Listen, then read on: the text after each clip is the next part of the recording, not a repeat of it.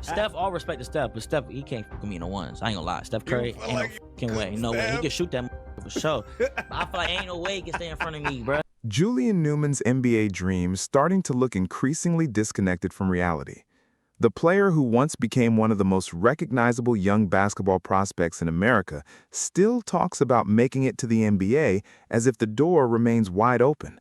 But when you look at the numbers, the level of competition, the professional opportunities available to him, and even the comparisons he continues making to established NBA talent, a very different picture emerges.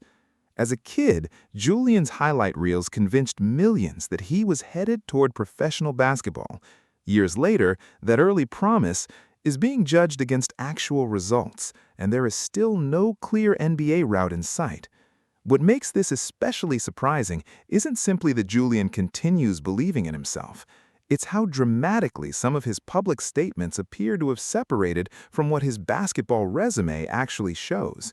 And once you look at the specific numbers and comments behind all of this, the situation becomes even harder to ignore. Julian Newman became an internet basketball sensation during the early and middle part of the 2010s, right as viral youth sports content was exploding. In December 2012, footage emerged showing an 11-year-old point guard at Downey Christian School in Orlando, Florida, running the varsity offense against players who were much older than him. Julian was only 4 feet 5 inches tall and weighed around 70 pounds. His jersey was so loose that he had to use a hair tie to tighten the shoulders, while he rolled the waistband of his shorts to keep them from slipping down. Yet somehow there he was, firing sharp passes, knocking down deep shots, attacking full-court pressure, and playing with a confidence that made the footage almost impossible to ignore. The national attention arrived quickly. Sports Illustrated featured him, the New York Times wrote about him. Then by 2014, the Tampa Bay Times had gone as far as calling him the most marketed 12-year-old basketball player in the world.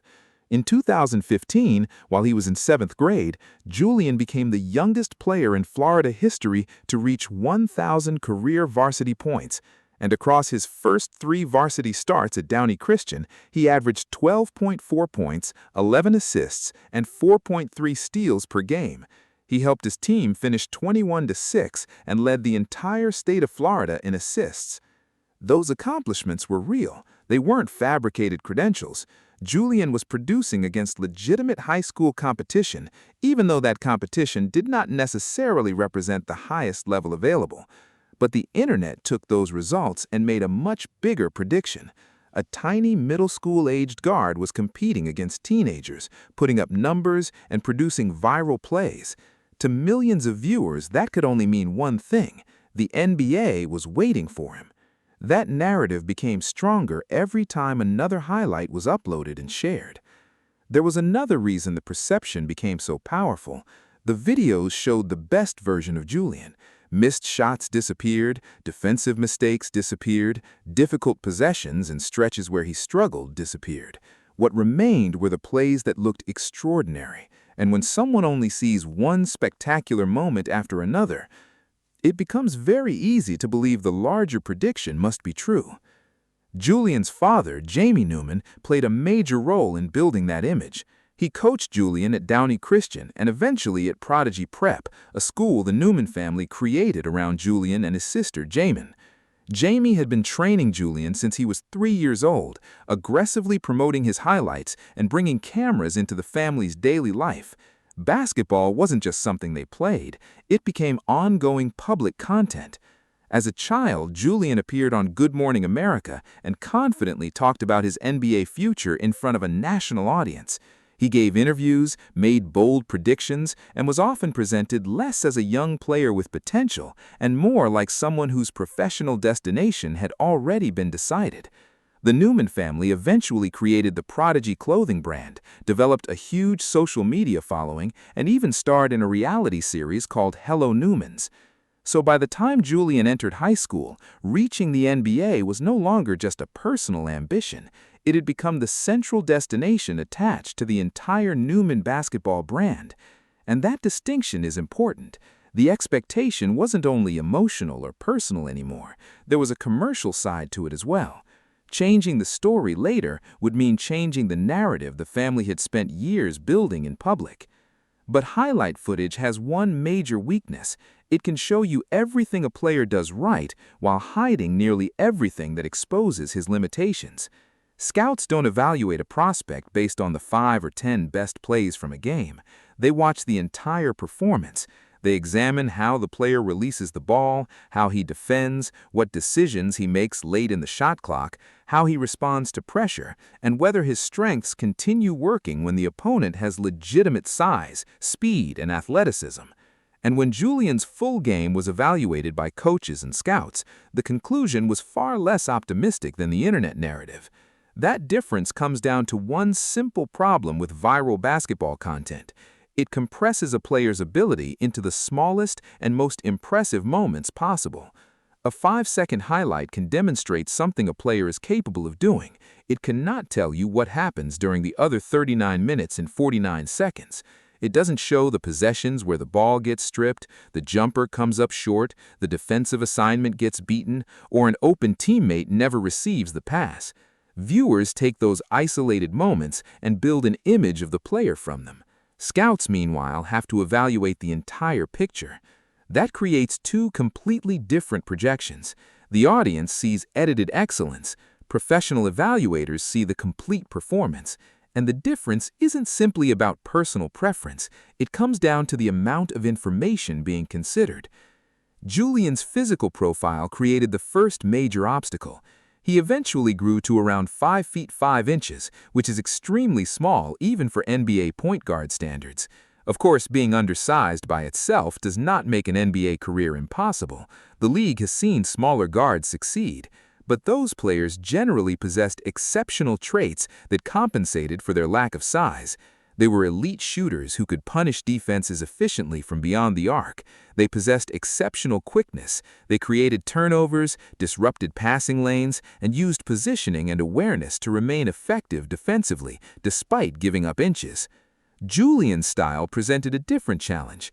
His game relied heavily on creating offense by himself. Isolation dribbles, one-on-one moves, difficult step-backs, deep contested jumpers, and flashy handles produced the exact type of footage that made him famous. But those same habits are much harder to translate into professional basketball, where nearly every possession is contested by players who combine elite athleticism. Then there was the defensive question. A small guard competing professionally needs to make up for his size with exceptional anticipation, positioning, speed, and awareness. Otherwise, opposing teams can repeatedly target him. They can run actions directly toward him, force switches, and attack matchups where his lack of size becomes impossible to hide. And if the offensive production isn't efficient enough to compensate for that defensive weakness, keeping that player on the court becomes even more difficult. That combination of offensive tendencies and defensive concerns was what evaluators were confronting when they studied Julian's complete game. And the more complete the evaluation became, the further it moved away from what his childhood highlights had suggested. Eventually, the recruiting results made that disconnect impossible to overlook.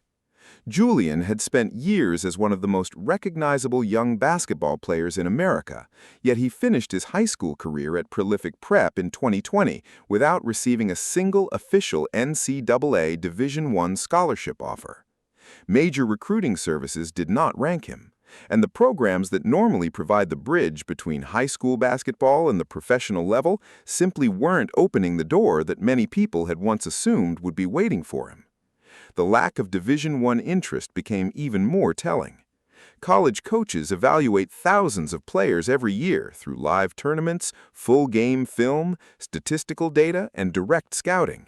They were looking at the same Julian Newman that millions of people had seen online, yet they reached a very different conclusion about his professional potential.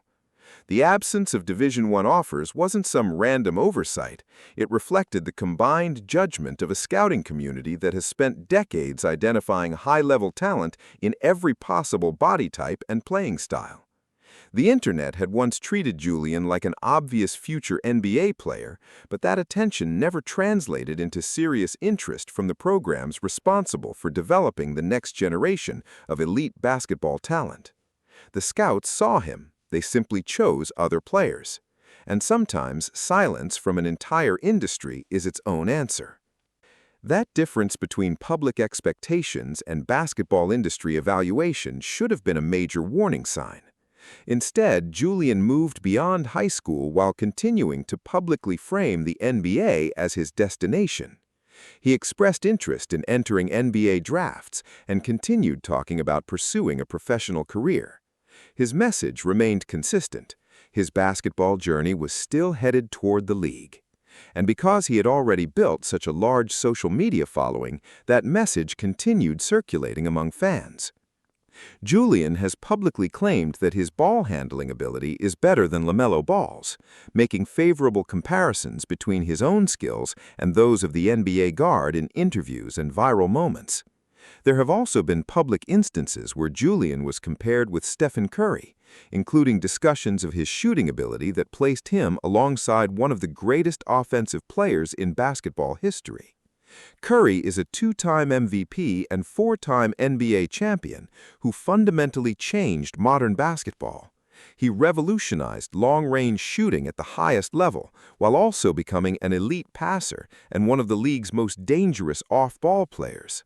So when someone places his offensive ability in comparison with Curry, it takes an extraordinary level of confidence. And because viewers can compare those statements with Julian's actual shooting 0% from beyond the arc at a level below Division I has not shown the consistency professional evaluators would need before projecting him toward the G League, much less an NBA roster. The team results make the overall picture even harder to ignore. Bethesda's 1-17 record and massive losses against Division I opponents provide additional context for the individual numbers. Julian obviously cannot be blamed for every point of every defeat, but the environment itself demonstrates how far below the professional level his current competition sits. Age makes the evaluation even more complicated. Julian was born September 6, 2001. That made him 23 when he began college and 24 by the time this stage of his career arrived. For an NBA team evaluating a point guard with his physical limitations, age becomes an important part of the projection. The question isn't simply what the player can do today. Teams want to know what that player could realistically become. A 24-year-old competing at the NCAA level while shooting below 20% from the field does not present the type of developmental profile that usually attracts professional organizations. Teams have far more incentive to invest developmental resources into younger prospects who possess elite physical tools than into an older player whose production remains well below professional standards against lower-level competition. Then there is the lack of professional scouting activity.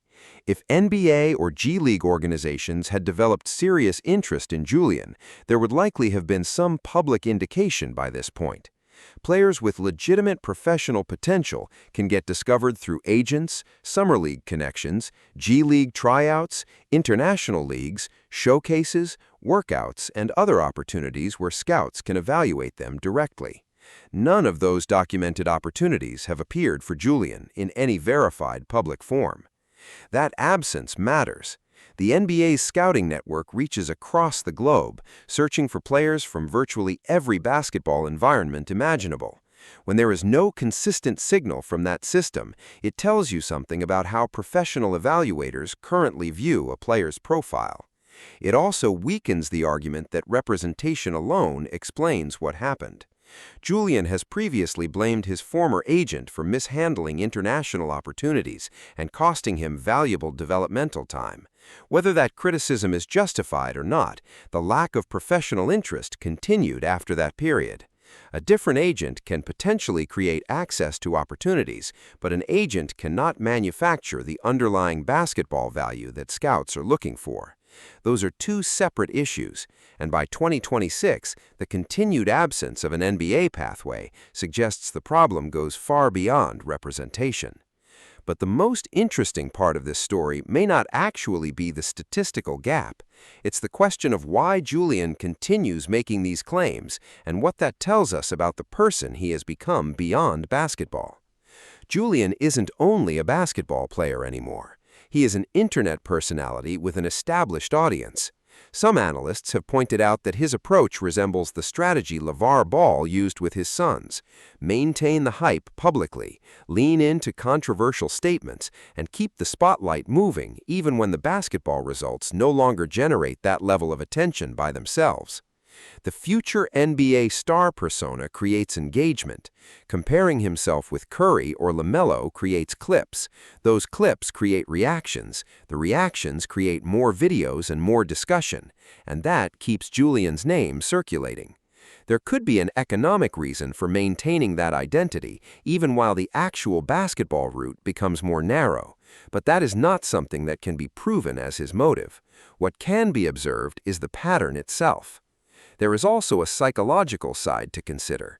Julian was raised hearing that the NBA was his destination. His father built a business and public identity around that prediction. Millions of people watched the highlights, repeated the predictions, and helped turn that story into a widely accepted story.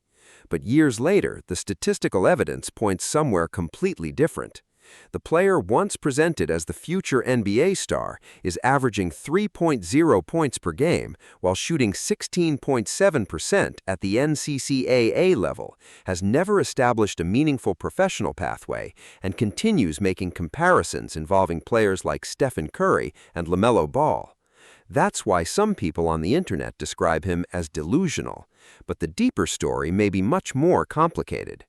Maybe the hardest thing for a former prodigy to accept isn't that the dream disappeared. Maybe it's realizing that the world continued watching long after the dream stopped matching the reality. So what do you think? Does Julian Newman still have any realistic route toward the NBA, or has the dream become something he simply cannot release?